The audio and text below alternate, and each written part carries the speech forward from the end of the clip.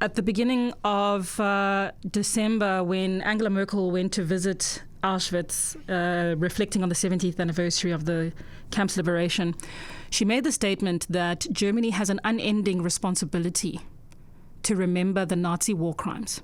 It's part of our national identity, she said. And she highlighted it in response to the rise of anti-Semitism in that country, because relatedly, much data is highlighted about how few people of our current generation even are aware of the Holocaust, acknowledge the Holocaust, or remember the details thereof.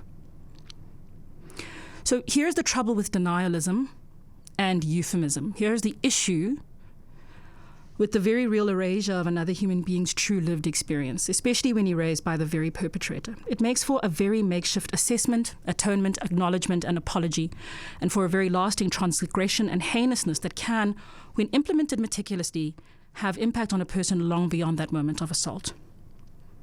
I want you to imagine being an English person in this country and having the very gall to walk up to an Afrikaans person that tells you how much the Anglo-Boer War, the concentration camps, the rapes affected their family, and in many ways their family approach to engaging the world. I just want to imagine yourself being an English person and walking up to them and saying to them, relax.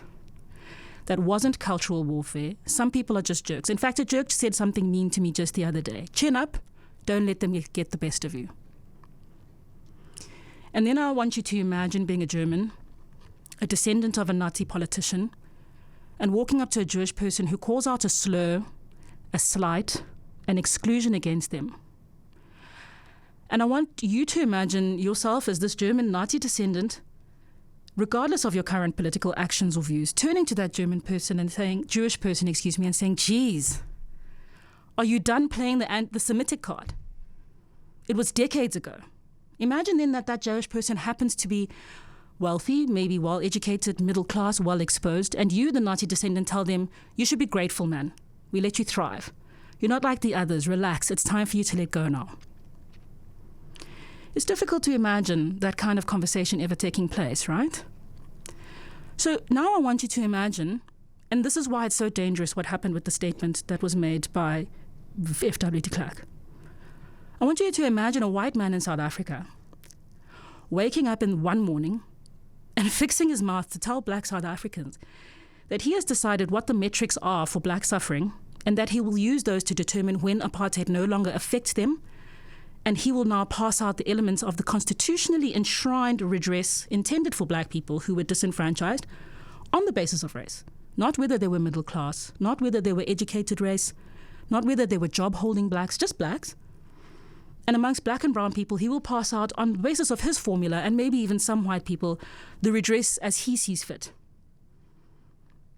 Imagine this white man is so privileged that he knew his life would be fine without even having to pursue a tertiary education.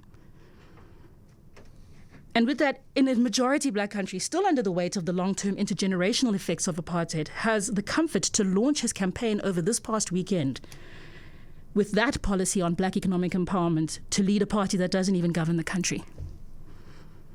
This is the danger of euphemism, and this is the danger of denialism, is that person can actually step up and say, actually, you can stop complaining now, you no longer get redress, I'm deciding that this is the kind of black person that deserves redress and this is the kind of person that does not.